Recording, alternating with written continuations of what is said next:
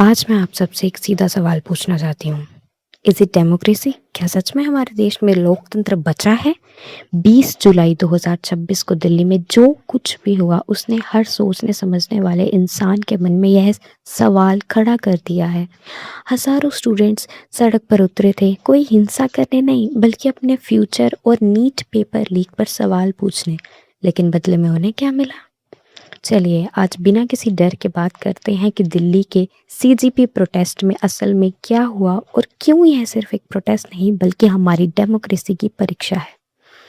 हमारे कॉन्स्टिट्यूशन यानी कि संविधान में शांतिपूर्वक विरोध करना हर नागरिक का मौलिक अधिकार यानी कि फंडामेंटल राइट है। जब देश के लाखों युवा महीनों से पेपर लीक और एजुकेशन सिस्टम की खराबी से परेशान हैं, तो वे कहाँ जाएंगे? सवाल नहीं पूछेंगे तो क्या करेंगे? 20 जुलाई को सीजीपी प्रोटेस्ट यानी कॉकरोच जनता पार्टी ने चलो संसद मार्च में यही तो हो रहा था। गाइडलाइन सीधी थी, हाथ में सिर्फ तिरंगा होगा, कोई हिंसा नहीं होगी। स्टूडेंट्स सिर्फ संसद तक अपनी बात पहुंचाना चाहते थे ताकि सोई हुई अथॉरिटीज जाग सकें। लेकिन अथॉरिटीज ने क्या किया? सेक्शन 163 लगा दिया गया और कहा गया कि मार्च करने की परमिशन नहीं है, कानून तोड़ने की इजाज़त नहीं है। अब आप खुद सोचिए और मुझे बताएं, अगर आप प्रोटेस्ट के नाम पर हर बार सेक्शन लगा देंगे, परमिशन देने से मना कर देंगे, तो क्या इसका इनडायरेक्ट मतलब यह नहीं हुआ कि प्रोटेस्ट करना ही लॉ के खिलाफ है? जब भीड़ आगे बढ़ी तो बिना किसी सही चेतावनी के लाठी चार्ज किया गया और टीयर गैस का इस्तेमाल हुआ।